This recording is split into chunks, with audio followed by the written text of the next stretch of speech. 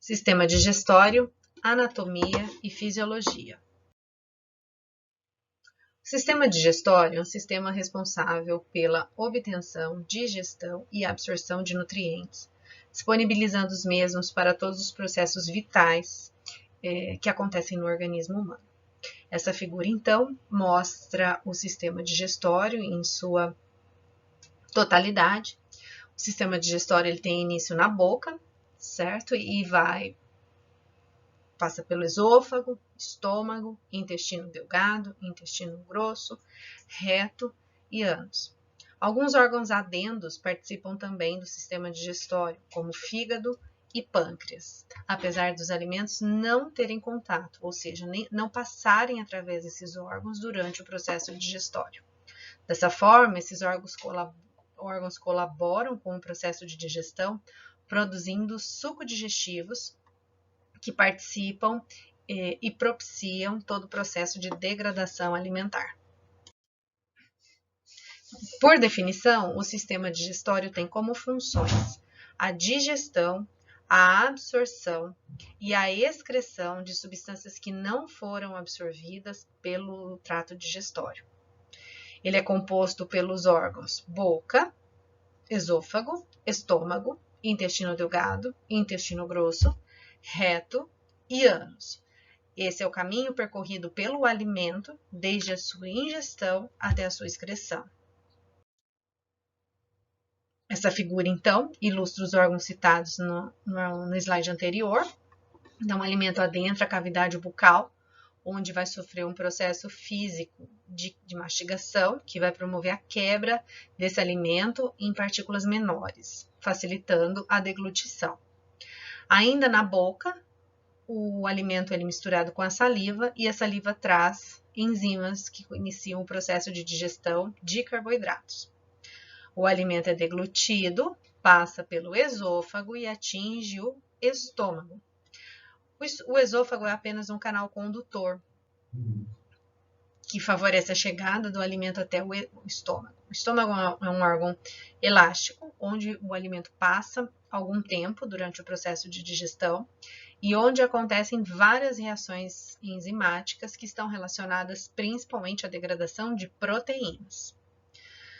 Posteriormente, o alimento ele é encaminhado para o duodeno, que faz parte da primeira porção do intestino delgado.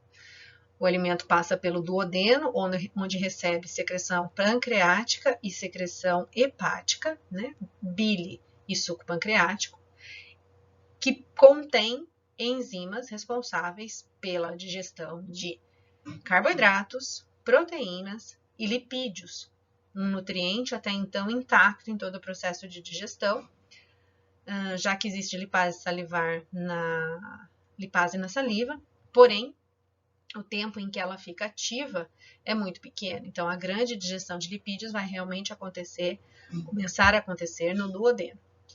Intestino delgado é composto por duodeno, jejuno e íleo, onde acontecem muitas reações bioquímicas de degradação.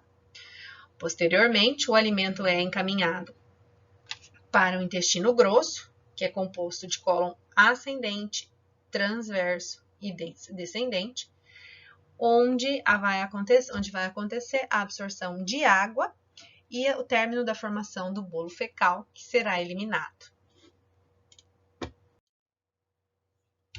Falando um pouco da boca, nós temos uma cavidade repleta de dentes, que são responsáveis pela trituração dos alimentos em partículas menores.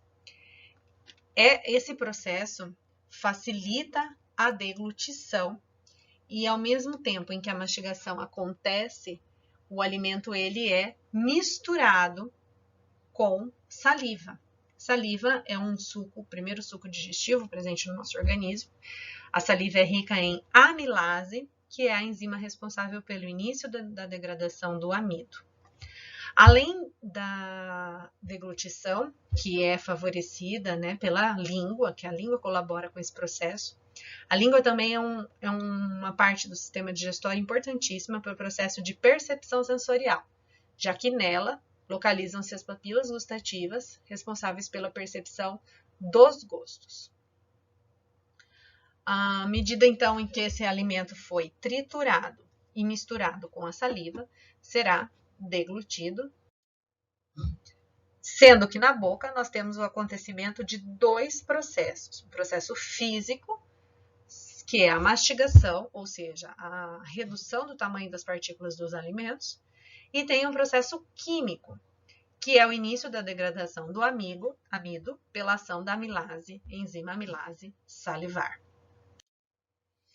Ao ser deglutido, esse alimento é transportado da boca até o estômago através do esôfago. O esôfago é um tubo elástico muscular que mede em torno de 20 a 25 centímetros e que liga a faringe ao estômago. O alimento é conduzido pelo esôfago através de movimentos peristálticos, que são movimentos de contração e relaxamento da musculatura, que ajudam a misturar os alimentos com os sucos digestivos que atuam na digestão, no caso a saliva, e favorecem, propiciam a chegada desse alimento ao estômago. Temos aqui então uma figura que ilustra o esôfago, que é esse canal condutor do alimento até o estômago. E aqui uma figura que ilustra os movimentos peristálticos. Então, todo o nosso sistema digestório é dotado dessa propriedade de realizar movimentos peristálticos.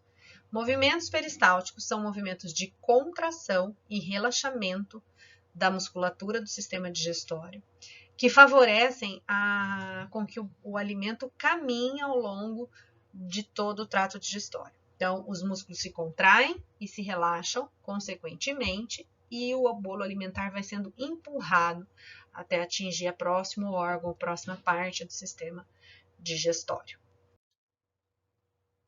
Chegamos então no estômago. O estômago ele é um alargamento do tubo digestivo, formando uma espécie de bolsa, onde ocorrem transformações químicas nos alimentos. O estômago é um órgão muito importante.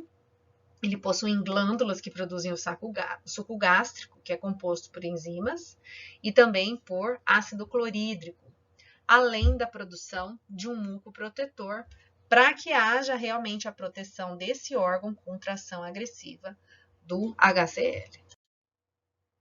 Aqui essa figura ilustra o estômago, o esôfago, a chegada do alimento no estômago. Essa outra figura, ela ilustra a esquemática das células do estômago. Então, nós temos células parietais, que são as células responsáveis pela produção de HCl, que é o ácido clorídrico. Essas células produzem o HCl, que é todo secretado dentro da cavidade estomacal. Nós temos as células mucosas, que são as células responsáveis pela produção do muco protetor. E são as células extremamente importantes porque ácido clorídrico produzido pelas células parietais é um ácido forte, extremamente agressivo à mucosa estomacal. Então, como um órgão pode produzir uma substância que é agressiva a ele mesmo? Graças à ação das células mucosas, que produzem um muco protetor que recobre toda a parede do estômago e impede a ação do ácido clorídrico agredindo a mucosa intestinal, a mucosa estomacal, certo? Então, graças à ação do muco protetor que recobre toda a parede estomacal, o ácido clorídrico não tem contato com essa mucosa e não existe a agressão. Então, essa é a principal função do muco, né? Proteção da parede estomacal, protegendo esse órgão contra patologias típicas que o acometem, como gastrite e úlcera. Então, na gastrite, nós temos uma irritação, uma inflamação da parede intestinal. Provavelmente, um dos grandes fatores é a redução do muco intestinal. Quais são os fatores que podem levar à redução desse muco estomacal, não intestinal? Quais os fatores que podem levar à diminuição do muco estomacal? fatores agressivos ao nosso organismo. Então, fatores que diminuam a nossa resistência, que seriam fumo, consumo excessivo de álcool, estresse, má alimentação. Essas condições favorecem a diminuição da produção de muco protetor pelo estômago e tornam o órgão mais suscetível à agressão pelo suco gástrico, né? Principalmente pelo HCl, que é o principal componente desse suco gástrico. Quando uma gastrite não é adequadamente tratada, ela pode evoluir, pode progredir com o desenvolvimento de ulcerações, como nós podemos ver nesse esquema. Então, quando eu tenho uma agressão muito grande da parede estomacal, eu tenho a formação de úlceras gástricas, que nada mais são do que tecidos corroídos pela exposição excessiva ao suco gástrico. E é uma patologia muito comum e típica desse órgão. Então, temos aqui exemplos, né, imagens dessas duas patologias. Outra condição que acomete muito comumente o estômago é o refluxo gastroesofágico. O refluxo, muitas vezes relatado pelas pessoas como queimação, nada mais é do que o retorno do suco gástrico para o esôfago. Em condições normais, nós temos um estômago dotado de um esfíncter ativo e funcionante que mantém o órgão fechado e todo o seu conteúdo retido no seu interior para que aconteça o processo de digestão. No entanto, algumas condições podem levar ao desenvolvimento de um relaxamento desse esfíncter, causando a sua abertura, o que favorece o retorno do conteúdo gástrico para o esôfago. E por que nós temos a queimação? É o mesmo conteúdo, por que o estômago não queima em condições normais, não se sente esse sintoma de queimação em pessoas normais. Porém, se houver refluxo, essa condição é percebida, porque o esôfago não possui muco protetor, ou seja, ele não está preparado para tolerar a passagem de suco gástrico por ali, diferente do estômago, que tem uma condição protetora. Essa condição leva ao desenvolvimento de alguns tipos de alimentos pela indústria para a alimentação de portadores de refluxo gastroesofágico, principalmente bebês até 1 ano de idade. Todas as vezes que eu tenho o diagnóstico de uma criança com refluxo gastroesofágico, e sabendo que a alimentação da criança é fundamentalmente composta por leite, eu preciso impedir ou criar condições para que o conteúdo gástrico não retorne para o esôfago com muita facilidade. E essa condição é aumentar a viscosidade das fórmulas lácteas ingeridas. Então, eu preciso desenvolver fórmulas lácteas, fórmulas alimentares que contenham espessantes, que tornem a fórmula não tão líquida quanto o leite, mas sim mais espessa, mais viscosa. O líquido mais viscoso apresenta uma resistência a retornar para o esôfago, favorecendo o tratamento do refluxo gastroesofágico e da esofagite, que é uma consequência do refluxo gastroesofágico. E o que acontece no estômago? Bom, o estômago é responsável por processo químico relacionado principalmente e prioritariamente à degradação de proteínas. Então, no estômago, nós temos a secreção de enzimas proteolíticas, certo? Proteases, no caso, principalmente a pepsina. A pepsina, em meio extremamente ácido, propiciado pela presença do ácido clorídrico, age degradando a proteína em peptídeos menores. Então, nós ainda não temos uma degradação completa das proteínas no estômago. Tem uma degradação inicial, transformando proteínas em peptídeos menores. Como o pH do estômago é muito ácido, A digestão de amido iniciada na boca pela presença da amilase, ela é interrompida, porque eu lembro a vocês que as enzimas possuem ambientes ótimos de ação, como pH ótimo de atuação. pH ótimo de atuação das amilases gira próximo à neutralidade. O pH do suco gástrico gira próximo a 2. Então, a ação da amilase salivar dentro do estômago fica inativada por causa do pH extremamente baixo encontrado dentro desse órgão. Então, aqui nós temos a ação da proteína, da pepsina, degradando proteínas em peptídeos menores. Após algum tempo dentro do estômago, esse começa a sofrer movimentos peristálticos com o objetivo de liberar o alimento para o intestino. O intestino é um tubo com aproximadamente de 9 a 10 metros de comprimento, dobrado dentro do abdômen, onde ocorrem as transformações finais da digestão e todo o processo de absorção dos alimentos. O nosso intestino é dividido em intestino delgado, que é a primeira porção ligada já diretamente ao estômago, seguido do intestino grosso.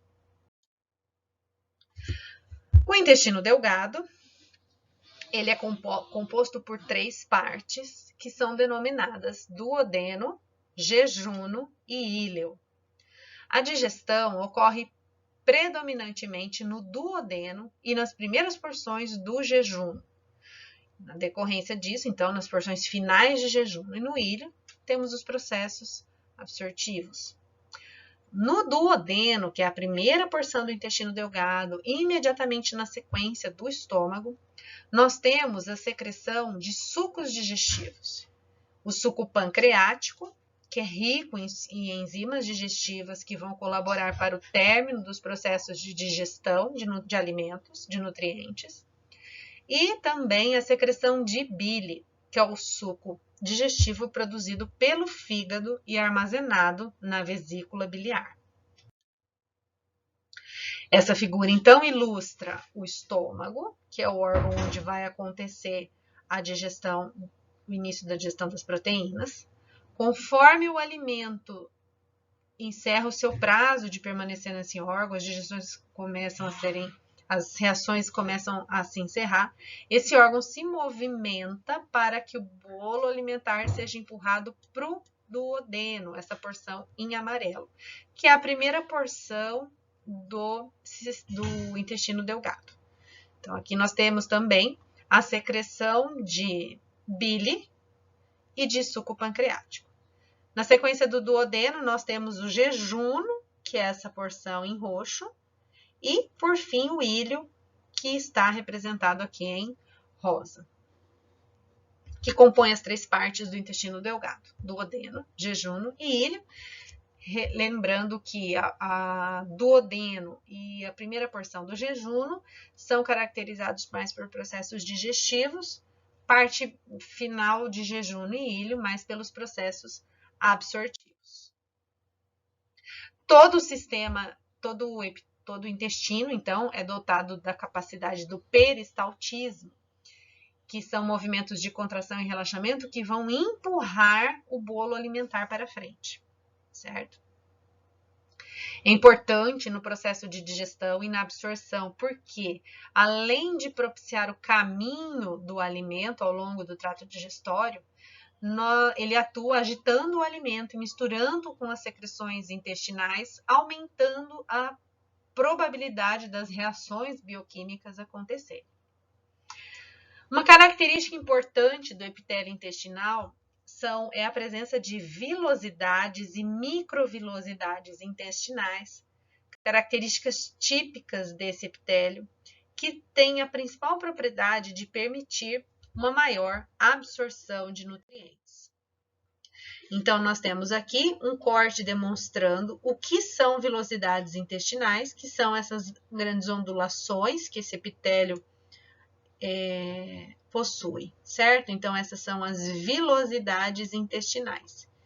E as microvilosidades intestinais estão representadas aqui nessa parte da figura, que são essas microondulações que nós visualizamos aqui, certo? Então, vilosidades são as ondulações altas e visualmente percebidas a olho nu.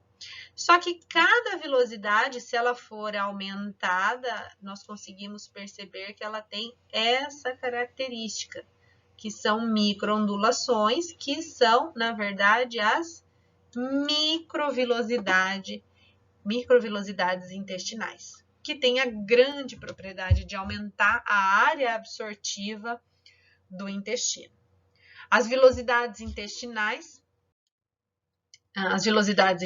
então aqui esse esquema demonstra melhor. Então eu tenho aqui a grande ondulação é uma velocidade e as microondulações são as microvelocidades.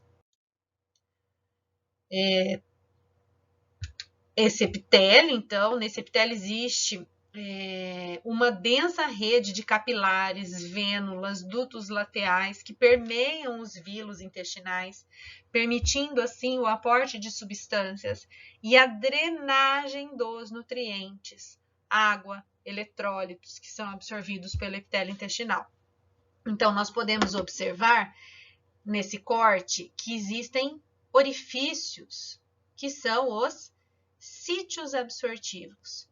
É por esse caminho que os nutrientes adentram, transpõem o epitélio intestinal, caem nessa rede densa de capilares e são carregados todos para os órgãos do nosso corpo. Então, a absorção que acontece nessa rede rica e densa de capilares propicia a absorção e direciona esses nutrientes para os nossos órgãos e tecidos para favorecer a nutrição de todo o nosso organismo. Na sequência, então, nós temos o intestino grosso. O intestino grosso, ele é composto por cólon ascendente, transverso, descendente, sigmoide e reto.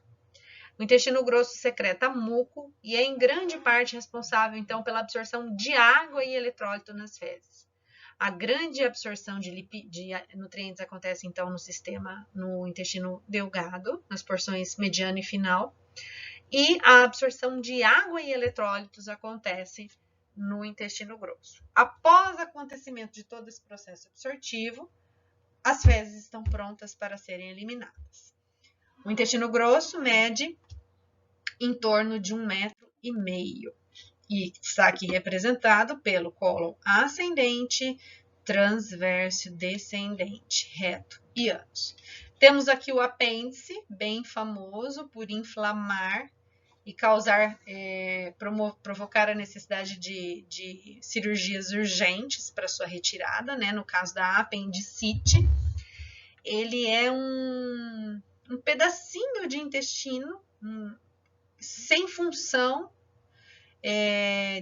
Especula-se que isso é um resquício da evolução humana ao longo de toda, né, o nosso processo evolutivo. Nosso intestino, especula-se que na origem do ser humano seria um pouco maior, talvez pelo fato da nossa alimentação ser baseada principalmente em carnes, e conforme o ser humano foi evoluindo, se fixando, praticando agricultura, a alimentação mudou e especula-se que o nosso intestino tenha também, nesse processo evolutivo, diminuído um pouquinho de tamanho, e o apêndice seria um resquício desse processo evolutivo, ok?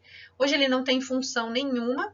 Acontece que em algumas pessoas, em algum momento da vida, pode haver a entrada nesse pedacinho aqui de resquícios de algum tipo de resquícios de fezes ou resquícios de produtos de digestão, e que pode acontecer a inflamação e a necessidade de cirurgia para retirada desse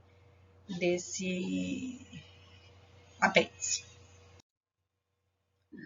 Uma coisa extremamente importante que existe no nosso intestino é a flora intestinal, certo? Então, a flora intestinal é um conjunto de micro-organismos patogênicos e não patogênicos, estes não patogênicos com um papel muito importante, né, contribuindo para a nossa saúde, que são micro-organismos que auxiliam na absorção de nutrientes pelo organismo, certo? Bactérias presentes no intestino grosso podem também sintetizar algumas substâncias importantes para o nosso organismo, como é o caso da vitamina K, e são necessárias para a função intestinal saudável. Temos aqui, então, numerosas bactérias que vivem nessa parte do sistema digestório em completa simbiose. Seu trabalho consiste em dissolver os restos alimentícios não assimiláveis, por exemplo, fibras, que são componentes, nutrientes que o ser humano não absorve, mas que servem como nutrientes para a flora intestinal. Eles reforçam o movimento intestinal e protegem o organismo contra bactérias estranhas geradoras de enfermidades. Então, a flora intestinal tem um papel muito importante na nossa saúde. Nós sabemos que existem algumas portas de entrada de micro-organismos no nosso organismo, causadores de patologias. Então, nós temos a via oral, a via nasal, e uma via importante de entrada de micro-organismos estranhos no nosso corpo é a via intestinal. Então, alguns micro-organismos patogênicos presentes no intestino podem transpor a parede intestinal, cair na corrente sanguínea, causando patologias. Quando nós possuímos uma flora intestinal saudável, bem nutrida e bastante ativa, nós temos um fator protetor muito grande, porque essas bactérias saudáveis ocupam nichos de migração intestinal. Então, impedem que micro-organismos patogênicos transponham essa parede e entrem dentro da nossa corrente sanguínea, certo? Uma forma de nós mantermos a nossa flora intestinal muito saudável é o consumo de probióticos. Probióticos são micro-organismos que resistem aos fatores agressores do nosso sistema digestório, que seria o HCl do estômago e também a bile, atingem o intestino e colonizam esse intestino, produzindo principalmente ácido lático como fruto do seu metabolismo. Então, nós temos que os probióticos são vários tipos de lactobacilos e de bifidobactérias que têm essa propriedade, que são chamadas as bactérias láticas, justamente por serem as produtoras de ácido lático como seu principal produto metabólico.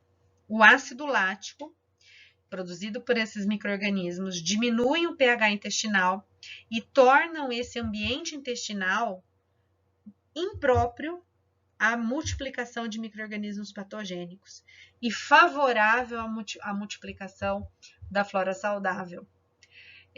Uma outra forma de colaborarmos para a flora intestinal saudável, além do consumo de probióticos, é o consumo de prebióticos, que são substâncias que vão nutrir as bactérias existentes no intestino, as bactérias saudáveis, que são principalmente fibras alimentares, componentes que nós, seres humanos, não somos capazes de digerir, mas que os micro-organismos saudáveis, as bactérias láticas presentes no intestino, conseguem metabolizar e conseguem, dessa forma, aumentar em número, gerando um fator protetor muito grande para a saúde humana. Então, temos aqui o esquema, uma figura que esquematiza a presença dos micro-organismos inúmeros existentes dentro do nosso intestino grosso. Falando um pouquinho agora sobre os órgãos adendos ao sistema digestório, que são órgãos onde o alimento não passa através deles, porém eles participam do processo digestório, produzindo sucos digestivos que vão favorecer a degradação de nutrientes. Então, o pâncreas, ele é produtor de enzimas digestivas, que principalmente quais?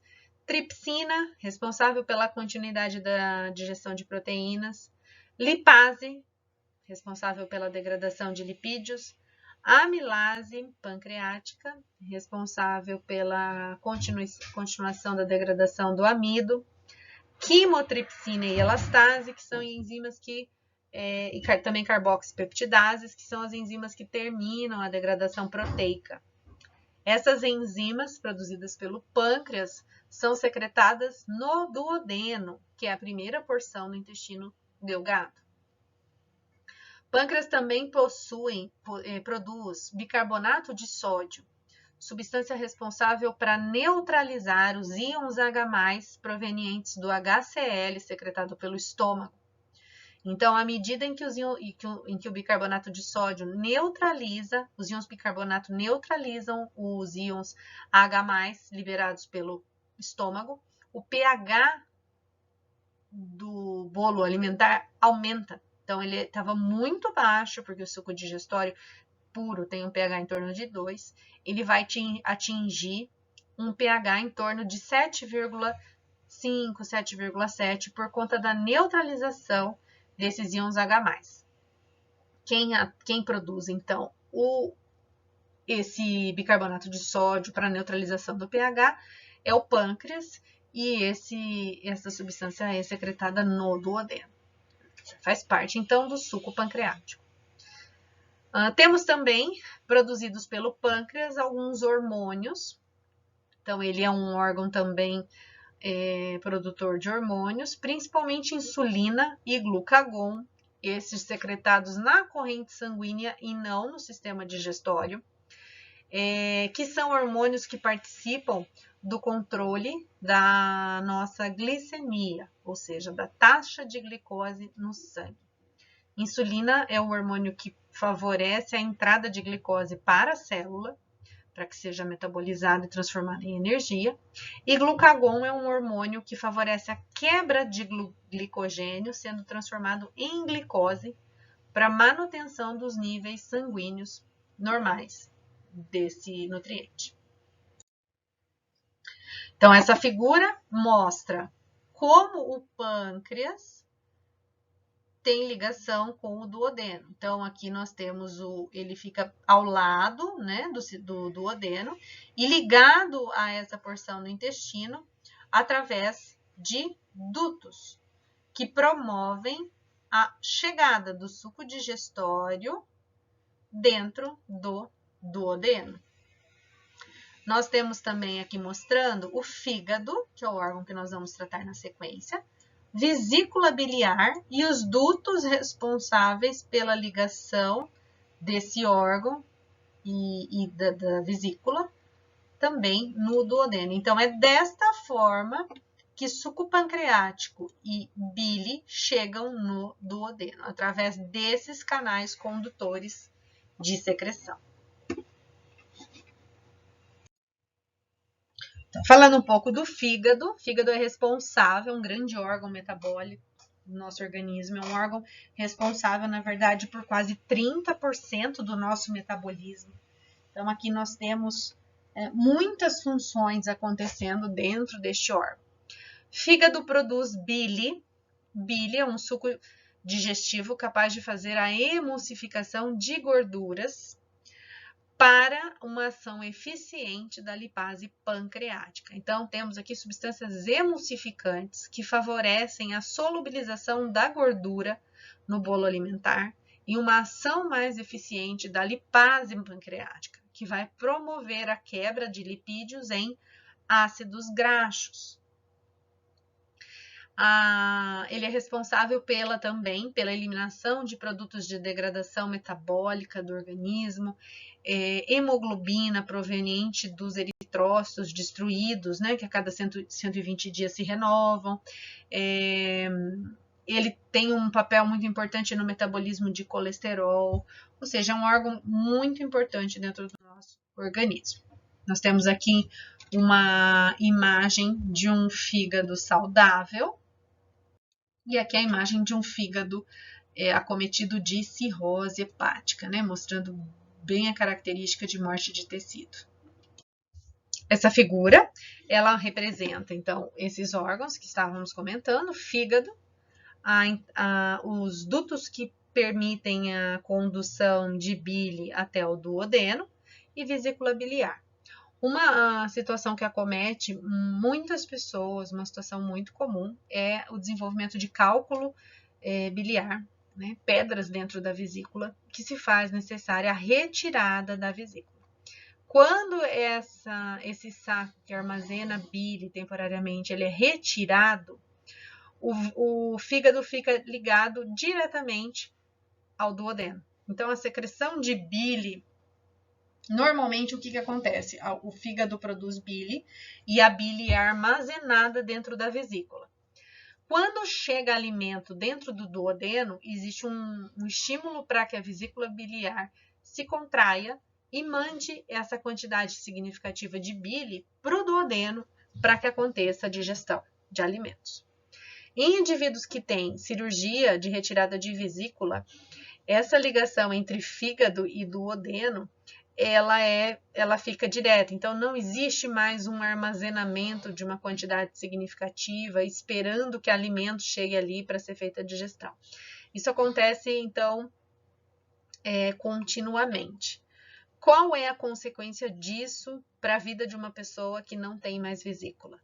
Na maioria das vezes, pessoas que têm cirurgia de retirada de vesícula relatam dificuldades ou sensação de má digestão, principalmente ao se alimentarem de alimentos muito gordurosos. Lembrando que a vesícula vai propiciar a emulsificação das gorduras para melhor digestão dos lipídios pela lipase pancreática. Sendo assim, todas as vezes que uma pessoa sem vesícula se alimenta de uma refeição muito gordurosa, o que se espera é uma digestão dificultada dos lipídios, o que acarreta nesses indivíduos uma sensação de mal-estar, de má digestão, de distensão abdominal, por conta da dificuldade nesse processo digestório. Então, o ideal é que pessoas que não tenham vesícula não se alimentem de refeições ricas em lipídios. Então, falando um pouco sobre a digestão dos nutrientes, certo? Então, aonde acontece o local de acontecimento disso dentro do trato digestório, nós temos que carboidratos são digeridos na boca, iniciando pela ação da amilase salivar, e no intestino delgado, onde nós temos a secreção de amilase pancreática, alfa-6-glicosidase e outras enzimas como lactase, e responsáveis pelo término da degradação, principalmente do amido e de outros carboidratos presentes nos alimentos, como os oligosacarídeos, os disacarídeos.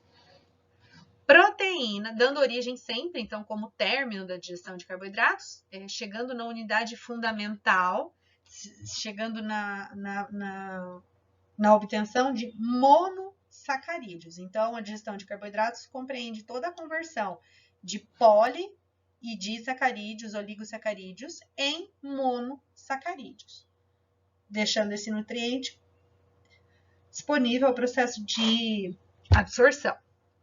Lembrando que nem todos os carboidratos sofrem essa digestão, nós temos as fibras, que são carboidratos não digeríveis pelo organismo humano. Então, essas fibras, elas passam todo o trato digestório sem serem degradadas, e vão ser eliminadas pelas fezes, ou alguns tipos de fibra vão servir para a nutrição da flora intestinal, para o metabolismo da flora intestinal. Proteínas, que são os alimentos basicamente presentes nas carnes, leite derivados, nos ovos e em alguns alimentos de origem vegetal, como leguminosas.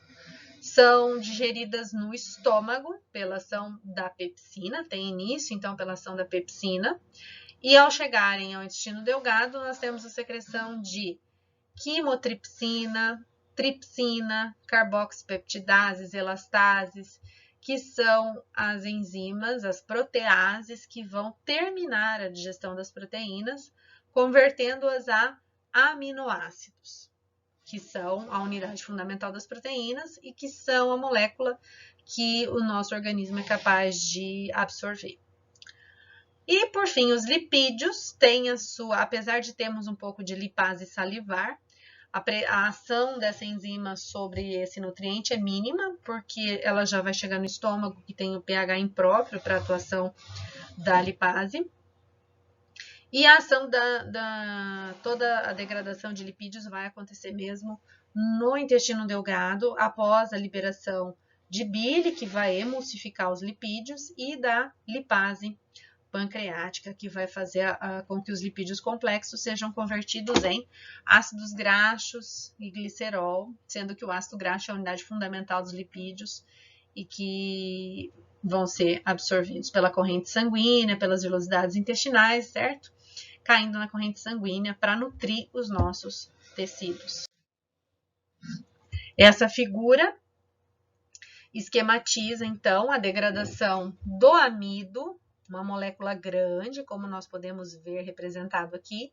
Cada bolinha dessa do amido seria uma glicose, uma unidade de glicose, ou seja, uma unidade de monossacarídeo, que à medida em que vai caminhando pelo sistema digestório, vai sofrendo ataque das enzimas e vai diminuindo de tamanho, até que a gente tenha moléculas fundamentais, únicas, monossacarídeos, capazes de transpor os sítios de absorção, capazes de cair na corrente sanguínea sendo absorvidas.